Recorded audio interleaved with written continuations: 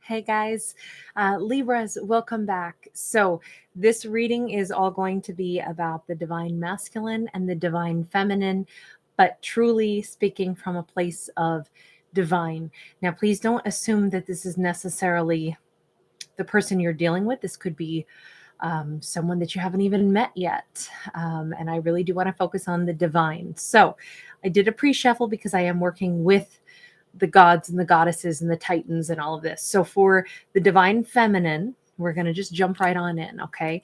So the divine feminine, you actually wound up with 3 cards. So you start out with the Black Madonna, and this is like all throughout Europe, there's about 500 Black Madonnas. Now, some historians say that this may also be depicting Isis and her son Horus. This particular Black Madonna is located in Switzerland, and it's actually the wording on this is so beautiful. So it's Our Lady of the Hermits, because at this particular location in Switzerland, this is where a very famous hermit kind of tucked themselves away. But it says, I transform pain and suffering into a greater capacity to love. So our divine feminine is being watched over or carrying this energy. Some of you may have ethnic roots that go back to ancient Egypt. Some of you may have an ethnicity here that you identify with. But this is such a profoundly powerful card. Because it's not burying sorrow, it's actually becoming stronger because of the sorrows. And obviously it looks like the divine feminine may have been quite isolated here. So we begin with, the hermit is anytime we talk about a hermit, it's where somebody goes really deep within themselves, right? Goes beyond the pain, goes deep inside and finds the inner strength, the core of who you are is something that shines so beautifully and so brightly. And that's what this Madonna is bringing to the surface for you. You may be alone. You may have been wounded. You may have been left out in the cold. You might have gone through a tremendous amount of woundedness and had to piece your own self back together. And through all of that, not only is this testament to how powerful you are, not only is that true, but you've transformed pain and suffering into a greater capacity to love. This is a remarkable human being. Anyone who can be that deeply wounded and can actually choose to come out more kind and more loving because of it, that's absolutely remarkable. So this is the energy that surrounds you and is within you, is what we start out with the divine feminine. Now, the next card is Our Lady of Guadalupe, and this is the Empress of Protection. I am safe and divinely protected. I am held in love at all times. And this goes back to the 1500s. And Our Lady of Guadalupe presented herself 4 times to this gentleman, and he was trying to have this archbishop believe that she was, coming as this like specter to him.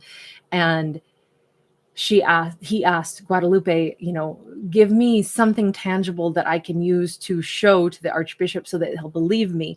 And so she basically emblazoned her image on the inside of his cloak, and then told him to go and collect these roses that were not native to Mexico, and then told him to construct a particular church. And in any case, when he carried all these roses in his cloak and eventually laid it down, they were able to see her image along with all of these roses, the Castilian roses, all around her. And so this is a very famous image. And today, this particular church is, I think it's the most pilgrimaged church in the world, and like the 3rd most pilgrimaged sacred site in the world.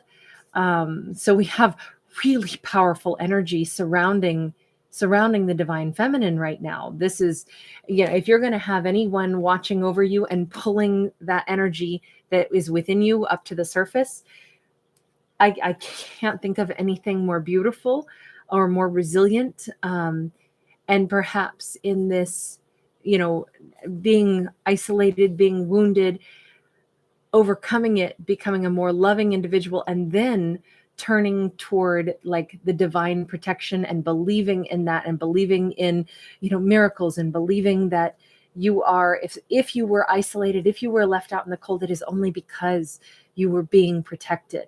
And then we bring you to the cosmic egg. And the cosmic egg, I mean, it is ultimately the divine feminine, right? This is, the feminine's egg, the ability to create life. It says, I hold the universe within me. I am the force of an ever expanding love. This card actually signifies that you don't have to do anything. You already contain this, you already are this, and things will continue to blossom and grow without your intense like trying to make something happen. This is so in the Greek mythology, there is a story about this egg, and what comes out of this egg is like a hermaphrodite who then gives rise to all of the masculine and feminine pantheon of gods. And so it's almost as if things have to mature, things have to come to maturation, and that will happen without your influence. This is the potential for all things, and this is the assurance that all of that potential resides within you, but you can't make something go faster than it is intended. So instead, the way I would say this is that the divine feminine comes across as someone who was abandoned and deeply wounded. Despite that, she has come out stronger for it, more loving, more compassionate, more powerful, more understanding how divine she truly is. I mean, with both of these, Our Lady of Guadalupe, the Empress of Protection, and the Black Madonna, Our Lady of the Hermits, I don't think that you could be a more profoundly powerful feminine no matter what. And then we add in the cosmic egg, and it says you are, what is coming forth for you is something that has already been set in motion. Who you are, everything that you are, you've been tested and you've proven what you are. You've proven what you will give birth to in this lifetime, what life you're about to have. You've already gone through the worst phases, and now you're coming into the phases of your life where things will blossom. But this might be a time period where everything has been fertilized. So there's nothing more for you to do. All of this was happening in this big transformational phase. And I mean, I feel like you walked through fire to get here. Something amazing is blossoming for you. It is, when we talk about this, giving birth, giving rise to the whole pantheon of the Greek gods, that's pretty fortuitous. I mean, that bodes very well. Like, what's going to be yours next? You've come through hell, and what's going to be yours next?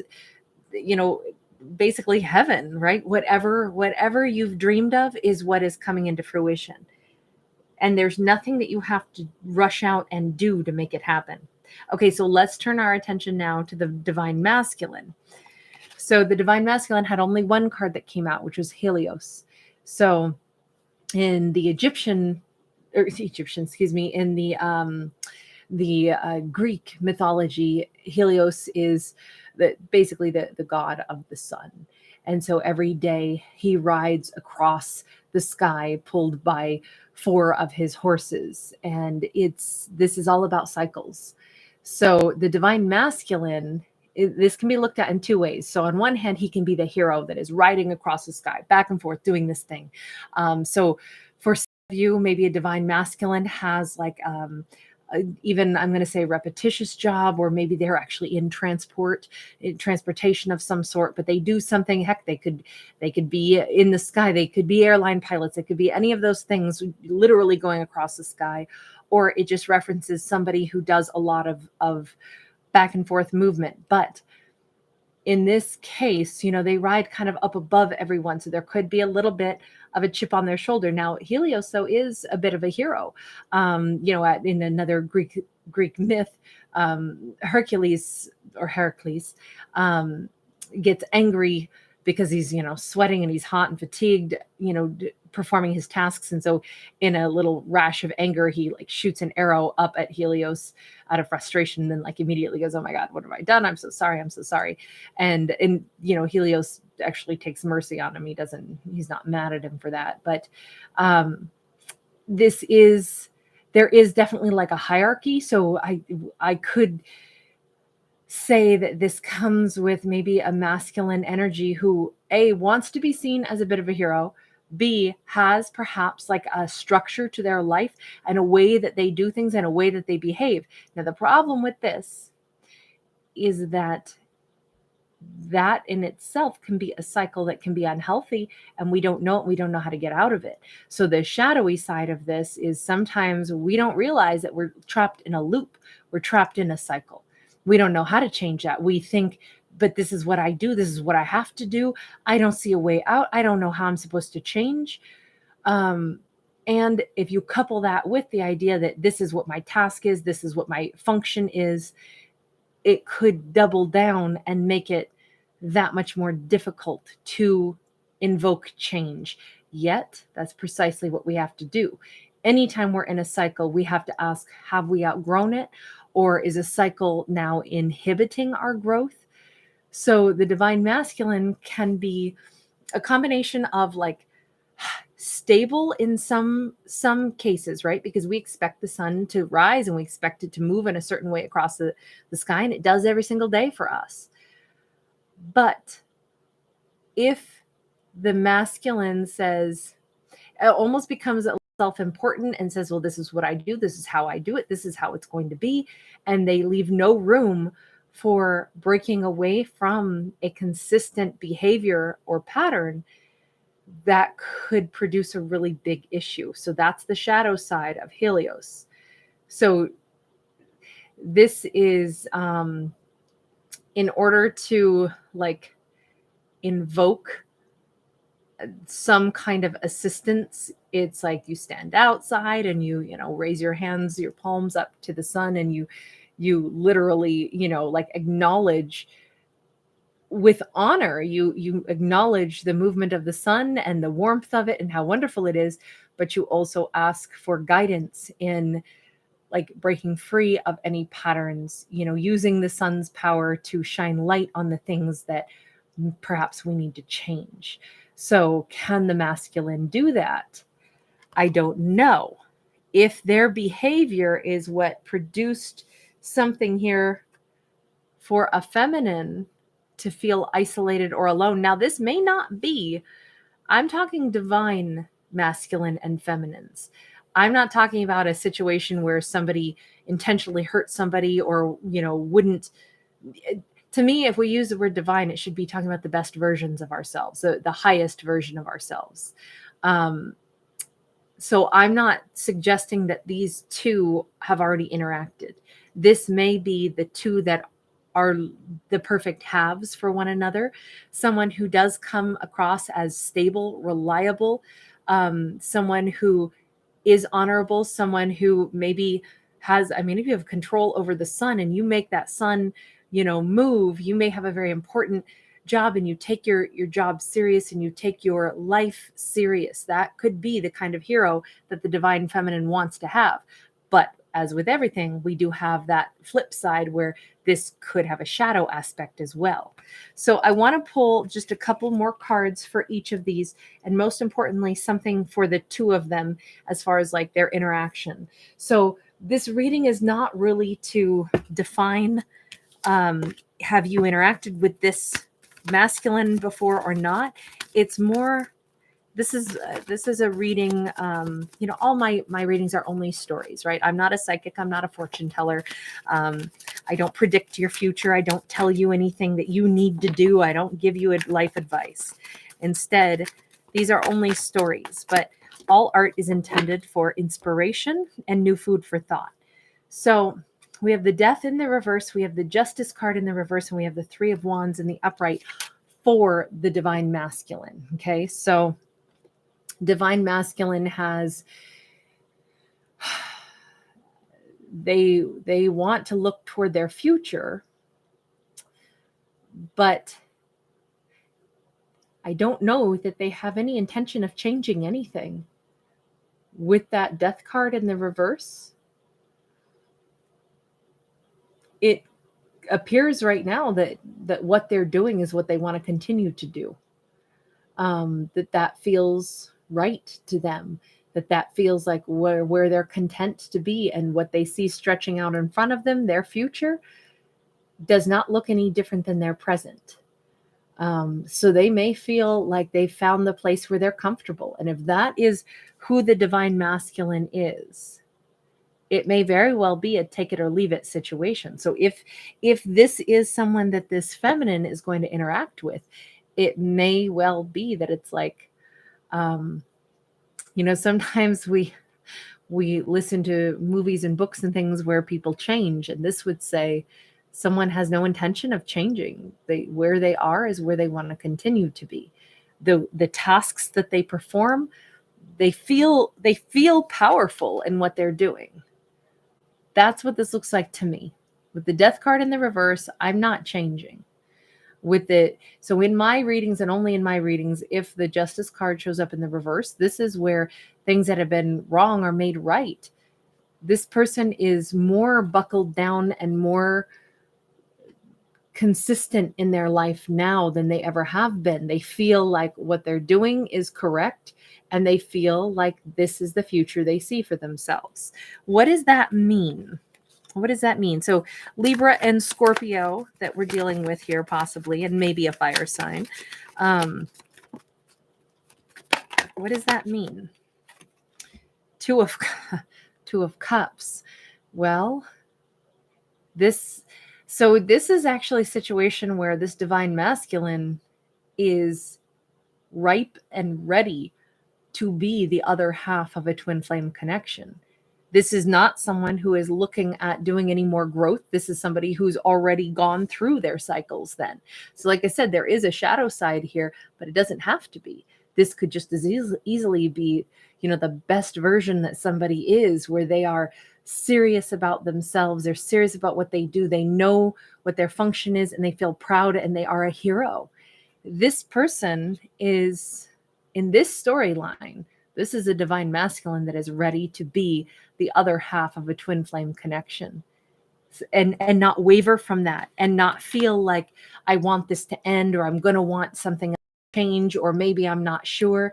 This is a divine masculine who sees their future, and their future is with a counterpart that they think is their equal and their powerful individual, and someone who they can rest with.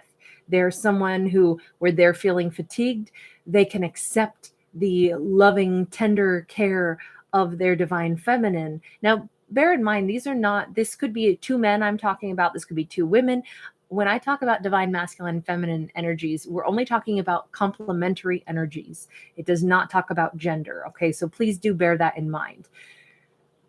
But this is someone who says, my divine counterpart, the person I'm ready to receive from, is someone that I know doesn't look down at me for the times when I'm exhausted. I can turn to them and say, oh, baby, give me some sugar. Like, Papa's tired. Come, rub my head for me. I love it when you give me a scalp massage, or, whatever it is. They have no problem admitting when they're exhausted, and when they want their counterpart to, like, see them in their strength, see them also in their vulnerabilities.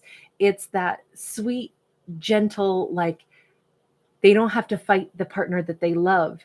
Both people heal each other. Both people's flames are equally as bright. This divine masculine sees a feminine, and like I say, we're only talking about energy, not gender. They see their counterpart as someone who they're so confident in themselves that they are ready to be a true partner to another human being that they view as their equal, and that they're unafraid to be raw with. And they know that to be a hero doesn't mean that you're the only, like, person in the storyline. It doesn't mean you do it all yourself. It means that you like yourself enough to do the things that you feel like, I do this well, and I can continue to learn to do more things, and I like who I am, and I'm not in flux, I'm not in confusion. I don't wonder who I am or wonder what I want to be. I know who I am. I know who I'm comfortable being. The things that were off kilter in my life are not off kilter. I have stability, and I'm not looking to make changes and reinvent myself. I'm not headed for a midlife crisis. I'm not looking for something to solve the mystery of who I am or what I'm supposed to do with myself. I know me, and I feel comfortable in me. And that's why I now feel very comfortable in a relationship like this. That is some powerful, good stuff. Let's take a look with a duplicate deck at the Divine Feminine. Now, again, this may be the quality of person that you are looking for if you are a Divine Feminine looking for a Divine Masculine. So the Divine Feminine is standing here as this single, independent, individual, powerful, a highly sensual. You see the jaguar beside her, very proud, very, you have a cat-like quality to you, possibly very, like I say, very sensual quality, and extremely good single, extremely competent, extremely desirable also. Hold on, we got way too many cards here. I'm not going to take any of them because it's just too many. So back they go. Tell me a little bit more about the Divine Feminine here.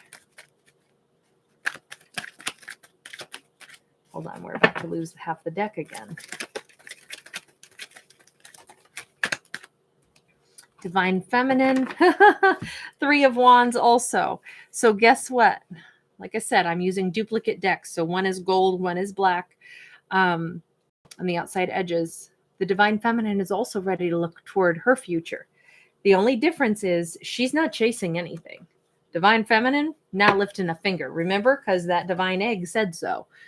Said, I got nothing to prove. I got nothing to pursue.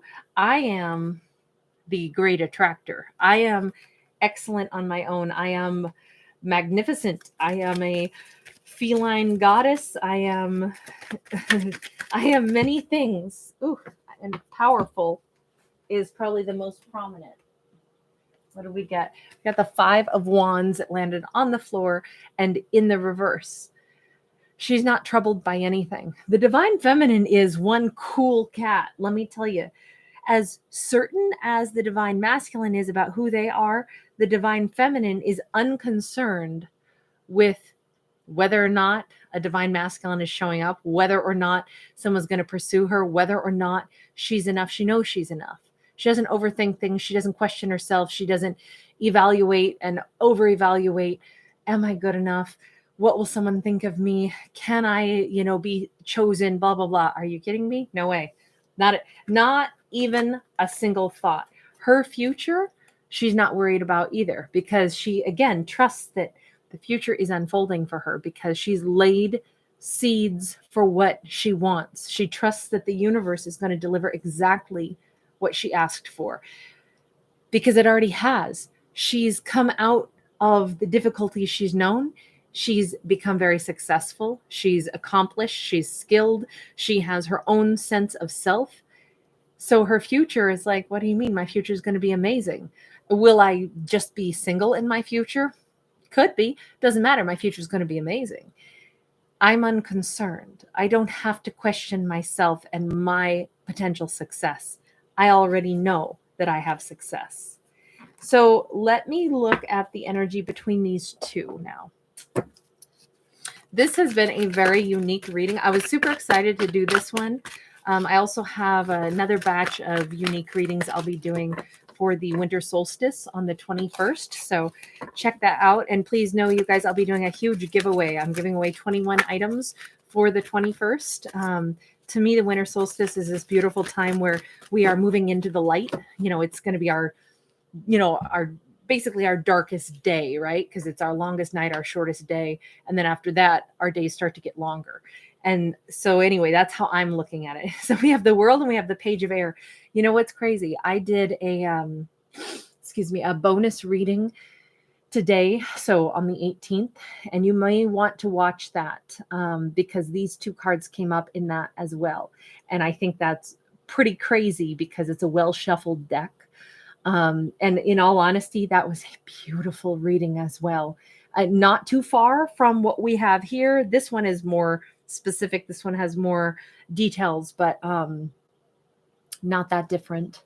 Very magical. So the energy between these two, they may be at a distance. They may, with the page of air, they may even watch each other a little bit from a distance because they see one another as an opportunity for a new life. Everything is becoming aligned for this masculine and feminine to interact.